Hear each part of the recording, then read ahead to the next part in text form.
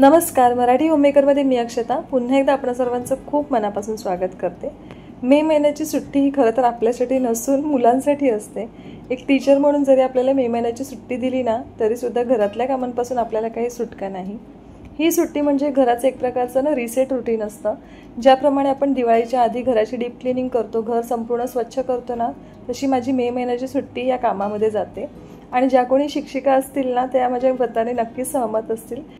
तर मी सुद्धा ना सुट्ट्यांमध्ये काही कामं आवरून घ्यायचे आहेत ना ते सगळे ठरवून ठेवलेली आहेत। तरी काल मी सर्व रद्दी काढली होती आणि संपूर्ण वर्षभराची वह्या पुस्तकं आहेत। याच्यातली जी कोणती वह्या पुस्तकं कोणाला कामाला येणार असतील, वह्या तर नाही, पुस्तकं जी कामाला येणार असतील ना तर मी बाजूला काढून ठेवलेली आहेत देण्यासाठी।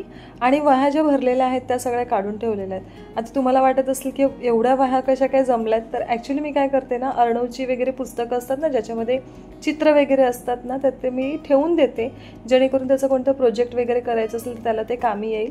आणि असं करता करता ही भरपूर अशी रद्दी साठलेली आहे, तर ती रद्दी मी ते हॉलमध्ये आणून ठेवते। आणि त्यासोबतच माझं अजून एक टू डू लिस्टमध्ये काम होतं ते म्हणजे फ्रीज क्लीन करणं।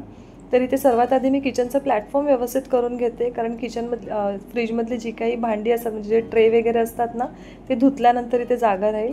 आणि माझं फ्रूट बास्केट खराब झालेलं होतं तर ती फळं मी अशीच पिशवीमध्ये वगैरे ठेवते। आणि मी मिशोवरून ऑर्डर केलेलं आहे, आलं ना की मी तुमच्यासोबत शेअर करेल। आणि फ्रीज पण माझं डीप क्लिनिंग करायचं राहून गेलेलं, कारण मागच्या काही दिवसांमध्ये मुलांची परीक्षा, माझं स्वतःचं एकदम बिझी शेड्यूल, कारण CBSE स्कूल म्हटल्यानंतर ना ब्रेक नाही मिळत। म्हणजे कसं असतं की मार्चमध्ये परीक्षा संपते, मग मार्चमध्येच ओपन हाऊस असतो आणि मग एप्रिलमध्ये नवीन वर्ष सुरू होतं, त्याच्यामुळे ब्रेक नाही मिळत। आणि तो जो ब्रेक आहे ना तो डायरेक्टली आपल्याला मेमध्ये मिळतो। तर मग अशा परिस्थितीमध्ये ना अशी भरपूर सारी शाळेची काही कामं असतात जी घरी आणावी लागतात, त्याच्यामुळे वेळ मिळत नाही। आणि कोणतंही काम मला माहिती आहे की वेळ लागणार आहे ना तर ते एका दिवशी सगळं मी नाही करत। तर रात्री काय केलं, फ्रीजमधलं जे काही सामान, जी काही भाजी वगैरे होती ती खराब झालेली होती, कारण कधी कधी काही आपण ठेवतो की आपण नंतर वापरू, आणि फ्रीजचं जर शेल्फ डीप असतील ना तर काही डबे मागच्या बाजूला राहून जातात आणि मग ते आपल्या लक्षातच येत नाही आणि मग वस्तू खराब होतात। तर त्या ज्या वस्तू आहेत ते मी रात्रीच काढून त्या डस्टबिनमध्ये टाकलेलं होतं जेणेकरून सकाळी तो कचरा म्हणजे टाकता येईल। फ्रीज क्लीन करायला या स्प्रे बॉटलमध्ये ना फक्त काय आहे, डिश सोप लिक्विड आहे, पाणी आहे आणि विनेगर आहे। आणि त्याच्याने स्प्रे करून मी हे पुसून घेते एका सॉफ्ट कपड्याने, जेणेकरून फ्रीजमध्ये जो काही वास वगैरे असेल ना तो निघून जाईल, फ्रीजमध्ये जे काही डाग वगैरे असतील ना ते निघून जातील।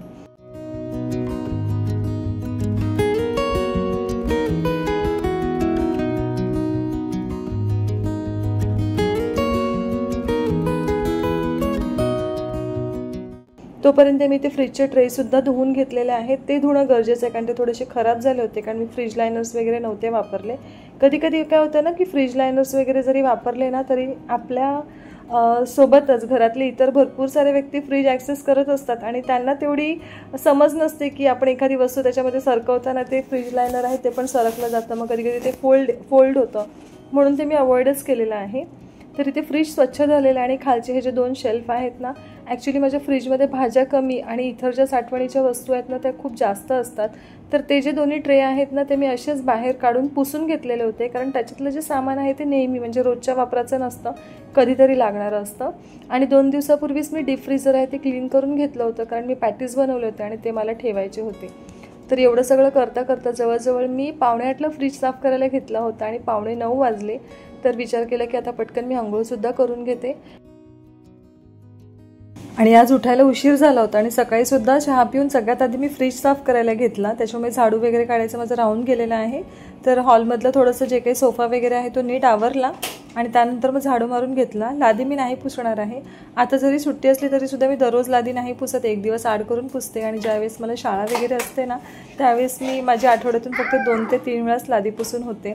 माझ्या एका मैत्रिणींनीसुद्धा मला कमेंट करून सांगितलं होतं की अक्षता तू जॉब, घर आणि मुलं हे सगळं कसं सांभाळतेस ना, त्याबद्दल एक व्हिडिओ बनव। तर तो व्हिडिओ लवकरच मी शेअर करणार आहे। सगळं काही करता करता खूप उशीर झाला होता आणि मला खूप भूक लागली होती। 2 दिवसापूर्वी आम्ही मॉलमध्ये गेलो होतो, तर तिथून मी ॲव्होकाडो आणले होते। आय होप माझं प्रोनाऊन्सिएशन बरोबर आहे। तर इथे ना मार्केटमध्ये वगैरे बघायला गेले तर ते खूप महाग मिळतात आणि मी एकदाच फक्त ट्राय केलेले आहेत ते, आणि पुन्हा मला करायचे होते। आणि 49ला एक होतं, त्याच्यामुळे मी विचार केला खूपच स्वस्त आहे ते, त्याच्यातले 2 मी घेऊन आले। आणि रुद्र म्हणाला की त्याने रीलवरती वगैरे बघितलेलं होतं ते ॲव्होकाडो सँडविच असतो ना, तर मी विचार केला चला आपण ते ट्राय करूया. तर ऑमलेट बनवून तयार होतं. हे ब्रेड थोडेसे मी टोस्ट करून घेते आणि ते किचन एवढं स्वच्छ करून घेते ना, हे नेहमी तसं नाही होत, म्हणजे इतका ओला फडका आणि त्याच्यानंतर सुका फडका. फक्त एक तुम्हाला रेसिपी कोणती दाखवताना थोडंसं ते प्रेझेंटेबल दिसावं ना, त्यासाठी करते. आणि ऑब्व्हियसली आपण नॉर्मली जेव्हा कुकिंग करतो तेव्हा आपण तितकं काही लक्ष देत नाही, कारण स्वयंपाक झाल्यानंतर एकदा आपण फडका मारतोच, पण प्रत्येक वेळेस असं चकाचक असतंच असं नाही आहे.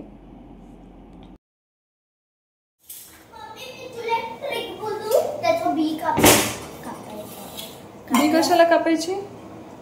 अरे कापायचं म्हणजे काढायचं कसं माहितीये, ते चक्कू आहे ना ते त्याच्यात घुसवून काढायचं. मला दाखव ना एकदा, त्याच्यात परत टाकून दाखव ना. परत काय टाकू आता? परत टाकानी दाखव. आणि चक्कू काय असतं? चक्कू असं असं असं आणि असं, ठीक आहे. याचा बी पण लावू शकतो. लाव. कुठे लावशील? झाड उगतो त्याचा मोठं झाड असतं ना, आपण ते पूर्ण आता नेचरगलचे व्हिडिओ बघतो त्याच्यामध्ये ते दाखवते ना आपल्याला. त्याचा पूर्ण एक झाड असतो. हा मग ट्री असतो की प्लांट? ट्री असतो. मी नाही लावू शकत. का? आंब्याच्या झाडाच्या बाजूला लावलं तर आंब्याचं झाड त्याच्या समोर काहीच नाही लावलं. आंबा स्ट्रॉंग आहे, त्याला फेकून टाकेल. कुजबी. तर अशी अर्णवला प्रत्येक गोष्टीची क्युरिओसिटी असते की कसं काय आहे ते, आणि त्याला ना प्लांटिंगमध्ये खूप जास्त इंटरेस्ट आहे. वेगवेगळ्या प्रकारची झाडं वगैरे लावणं नाही, त्याला सगळं खूप आवडते. तर हे एका अवकाडोमध्ये मी थोडंसं मीठ, चाट मसाला आणि काळी मिरीची पावडर घातलेली होती, आणि ते व्यवस्थित आपल्याला मॅश करून घ्यायचं आहे. आणि याचं टेक्स्चरने एकदम बटरी असतं, आणि टेस्ट त्याला काहीच नसतं. टेस्ट म्हणजे थोडीशी बटरी टेस्ट असते, किंवा सांगायचं झालं तर आपली नारळाची जी कोवळी हे असतं ना, कोवळा नारळ असतो ना, ती कसा लागतो ना, पण त्याच्यापेक्षा कमी टेस्टीच असतं हे सांगायचं झालं तर. म्हणजे याच्यामध्ये काहीतरी फ्लेवरिंग आपल्याला टाकावी लागते. आणि ह्याचे सँडविचचे भरपूर वेगवेगळे प्रकार आहेत. तर ते त्यावरती मस्त कांदा मिरची घातलेलं ऑमलेट मी ठेवलेलं आहे, आणि खूपच टेस्टी लागतं. त्यावरती टोमॅटो वगैरे सुद्धा टाकतात. नाश्ता करताच रद्दीवाला आला होता, मग त्याला ही रद्दी देते. तर लहानपणाच्या आठवणीने मी मुलांना सांगत होती की आधी जेव्हा आपली परीक्षा संपायची, रिझल्ट वगैरे लागला की आपण सगळे ज्या भरलेल्या वह्या वगैरे असतो ना, त्या कशा बाजूला काढून ठेवायचे, किंवा पुस्तकं जे आपण पुढे कोणाला नाही देणार आहोत किंवा नाही वापरणार आहोत, आणि त्याची रद्दी दिल्यानंतर त्याचे पैसे आपण स्वतःलाच ठेवायचे. त्याच्यातून जे काही पैसे मिळायचे त्याचा आनंद किती छान असायचा ना. म्हणजे आपण वाटच बघायचो की परीक्षा कधी संपते आणि रद्दी कधी निघते, किंवा जी काही उरलेली पानं असतात वह्यांची, जरी 2-2, 3-3 पानं जरी असली तर ते काढून आपण त्या नवीन वह्या वगैरे बनवायचो. तो पण आनंद एकदम अप्रतिम होता. ती या सगळ्या गोष्टी मी मुलांना नेहमी सांगत असते. आणि या रद्दीचे जवळजवळ 150 रुपये झाले, आणि ते बघून रुद्र खुश झाला आणि म्हणाला की सर्व पैसे मी मलाच ठेवते. तर मी त्याला सांगितलं संपूर्ण पैसे तर तुला नाही मिळणार, ते आपण हाफ घ्यायच्यात, कारण रद्दी जमा करण्यासाठी माझेसुद्धा तेवढेच एफर्ट्स आहेत. तर स्वयंपाकाची वेळ झालेली आहे, आणि ॲज युजल संडेचा स्वयंपाक राज करतात. तर आज मटणाचा बेत होता, आणि मला माझं दुसरं एक काम होतं, ते म्हणजे पॉवर पॉईंट प्रेझेंटेशन बनवायचं होतं शाळेसाठी. मी पुढे तुम्हाला सांगतेच त्याबद्दल. तर राजने म्हटलं की तू तुझं काम कर, मी माझं काम करतो. मग ते त्यांना जर काही लसूण वगैरे सोलून हवा असेल ना, तर तो फक्त मी दिला. तोपर्यंत इथे कपड्यांचा लोडसुद्धा झालेला आहे, आणि हे कपडे मी इथे वाळत घालते. मागे मला एक कमेंट आली होती की अक्षता तू तो कपड्यांचा स्टँड हॉलमध्ये कशाला ठेवते.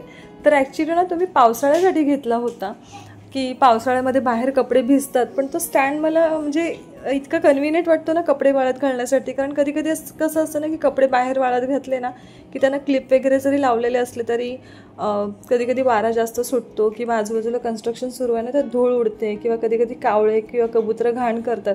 तर मला नाही इथे इझी पडतं. मग जर समजा घरी कोण येणार असेल किंवा कोण आला ना, तर मी पटकन तो स्टँड आहे तो तिथून सरकवून जिथे वॉशिंग मशीन ठेवलेली आहे ना त्या रूममध्ये ठेवते. नेहमी नाही ठेवत, कारण तिकडे व्हेंटिलेशन व्यवस्थित होत नाही, मग कपड्यांना कुबट असा वास येतो. आणि मग संध्याकाळी वगैरे जरी कपडे सुकत लावले तरी सकाळपर्यंत ते छान अशी कडक असे वाळतात. ते फॅन वगैरे सुद्धा सुरू ठेवण्याची गरज नसते. मग मला इथे कन्व्हिनियंट पडते ना, म्हणून मी सर्व कपडे स्टँडवरतीच वाळत घालते. मग याच्यावरती कसं सगळे मोठे कपडे आणि लहान कपडे वगैरे सुद्धा येतात. फक्त जीन्स वगैरे असेल किंवा चादर किंवा टॉवेल वगैरे जे असतील ना ते मी बाहेर खिडकीमध्ये लावते, जेणेकरून उन्हामध्ये एकदम ते कडक असे वाळले जातात.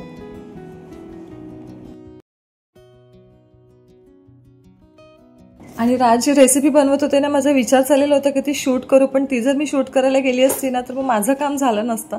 आणि मी रोजच्या रोज ना काही कामं जी आहे ती ठरवून ठेवते आणि संध्याकाळी मला काहीच लोड नको हवा होतो कोणत्याही कामाचा. मी विचार केला की दुपारपर्यंत सर्व जी काही कामं आहेत ना ती आवरून टाकायची. तर मी हे दररोज शाळेचं काम घेऊन बसते. म्हणजे नक्की मी काय करते तर मी सायन्स टीचर आहे आणि मला सायन्सचे जे चॅप्टर्स आहेत ना ते पॉवरपॉईंट प्रेझेंटेशनच्या थ्रू शिकवणं जास्त इझी वाटतं आणि मला असं वाटतं मुलांनासुद्धा ते जास्त चांगल्या पद्धतीने शिकवता येतं. म्हणजे ते सुद्धा शिकतात इंटरेस्ट घेऊन. मग मी प्रत्येक चॅप्टरचं अशा प्रकारे PPT बनवते. आणि यावेळेस मला 6वीचा क्लास दिलेला आहे आणि त्यांचं सायन्सचं पोर्शन बदललेलं आहे. तर मलासुद्धा काही गोष्टी प्रिपेअर कराव्या लागतात आणि मला असं वाटते, मी तुम्हाला नेहमी सांगते की आपण मुलांना जेव्हा शिकवतो तेव्हा आधी स्वतः प्रिपेअर होणं गरजेचं आहे. एकदा शाळा सुरू झाली का मी सुद्धा खूपच बिझी होणार, कारण रुद्रची सुद्धा 10वी आहे. मग त्याला जर अभ्यासात काही हेल्प हवी असेल, अर्णवचा सुद्धा अभ्यास मीच घेते, त्याला ट्युशनला वगैरे नाही पाठवत. शाळेची इतर काही कामं असतात तर मग हे सगळं करायला वेळ नाही मिळणार. म्हणून मी विचार केला की सुट्टीच्या दिवसांमध्ये जितके काही प्रेझेंटेशन्स तयार करता येतात ना तेवढे मी करेल. तर मी ठरवलेलं आहे की म्हणजे ॲटलिस्ट शाळा सुरू होता 4 चॅप्टरचे जरी प्रेझेंटेशन झाले ना तरी माझ्यासाठी ते मोर दॅन इनफ आहेत. तर मी तेच इथे करायला बसलेली आहे. आणि अर्णव इथे खूप कंटाळलेला आहे कारण रुद्राचा अभ्यास करायला बसले. राज किचनमध्ये बिझी आहेत आणि मी इथे माझ्या कामामध्ये. तर मी त्याला तेच सांगत होती की तू माझ्या बाजूला बस आणि बघ मी कसं करते, किंवा मग तुला हवं असेल तर तू TV बघ. मग शेवटी कंटाळून त्याने TV लावली आणि मग तो TV बघायला लागला. आणि माझ्या मनात ना तोच विचार येतो की जर समजा YouTube नसतं तर मी काय केलं असतं. म्हणजे आता सुट्टी आहे तर जॉब जेव्हा असते तेव्हा दिवसातले जवळजवळ 7 तास शाळेमध्ये जातात आणि इतर ज्या सुट्ट्या असतात म्हणजे शनिवारी म्हणा किंवा रविवारी जेव्हा सुट्टी असते किंवा इतर काही फेस्टिवल्स जेव्हा असतात त्याची सुट्टी असते तेव्हा ती आपल्या इतर घरातल्या कामांमध्ये ती निघून जाते. पण मे महिन्याची सुट्टी म्हटल्यानंतर खूप मोठा स्ट्रेच आहे तो. तर त्याच्यामध्ये मला असं वाटतं YouTube जर नसतं तर मी खूप कंटाळली असती. मी नक्कीच काहीतरी शिकण्याचा प्रयत्न केला असता. पण मला आनंद आहे की माझा जो प्रत्येक दिवस आहे ना तो प्रोडक्टिव्ह जातो. म्हणजे मी जे काही कामं वगैरे ठरवलेली आहेत, भलेही 100% कामं नाहीत पण 80% कामं तरी होतात आणि व्यवस्थित असं म्हणजे घरावरती सुद्धा लक्ष देता येतं. त्या गोष्टीचं एक सॅटिस्फॅक्शन आहे. तर माझं काम चालू असताना मी मधून राजने विचारत होती की त्यांना कोणत्या गोष्टीची हेल्प पाहिजे का. तर त्यांनी म्हटलं नाही मी करेल सगळं. आणि राज ना कुकिंगमध्ये खूप एक्सपर्ट आहे. म्हणजे माझ्यापेक्षाही ते चांगलं जेवण बनवतात. तर त्यांनी मस्त छान असं मटण बनवलं होतं. जर नेक्स्ट टाईम कधी बनवलं ना तर शॉर्टच्या रूपामध्ये मी नक्की शेअर करेल. तर संध्याकाळी जेवण वगैरे झाल्यानंतर चहा पीत असताना या दोघांची चेसची मॅच रंगली होती आणि मी असंच बघत होती. रुद्रला मी चेस नव्हतं शिकवलं. म्हणजे आता रुद्र बिझी झालेला आणि मागच्या वर्षीच मी अर्णवच्या सोबत चेस खेळत होती आणि मी सुद्धा खूप काही एक्सपर्ट नाही. मला काही बेसिक अशी मूव्स माहिती आहे जे मी त्याला शिकवलेले आहेत आणि तो रुद्रपेक्षा चांगल्या पद्धतीने शिकलेला आहे आणि तो रुद्रला शिकवतो इनफॅक्ट. कारण रुद्र कसं आता मोठा झाला त्याच्यामुळे तो त्याच्या कामामध्ये जास्त बिझी असतो, त्याला जास्त फ्री टाईम मिळत नाही. पण अर्णवच्यासोबत मला खेळायला वेळ मिळतो. मग मी त्याला असेच काही ना काही छोटे मोठे गेम आहे ना ते खेळत असते त्यांच्यासोबत आणि मी सुद्धा एन्जॉय करते. तर अशा प्रकारे हा होता माझा संडेचा दिवस. आय होप तुम्हाला व्हिडिओ आवडला असेल आणि तुमचे व्हिडिओजबद्दल जे काही सजेशन्स असतील ना ते मला कमेंट करून नक्की सांगा. मला जर वेळ मिळाला तर नक्कीच त्या संदर्भामध्ये व्हिडिओ बनवण्याचा मी पुरेपूर प्रयत्न करेल. चला तर मग आजचा व्हिडिओ मी इथेच संपवते. व्हिडिओमध्ये काहीही आवडलं असेल तर प्लीज व्हिडिओला लाईक करा आणि जर का चॅनलवरती नवीन असाल तर सबस्क्राईब केल्याशिवाय जाऊ नका. लवकरच भेटूया एका नवीन व्हिडिओमध्ये. तोपर्यंत आपली काळजी घ्या. बाय.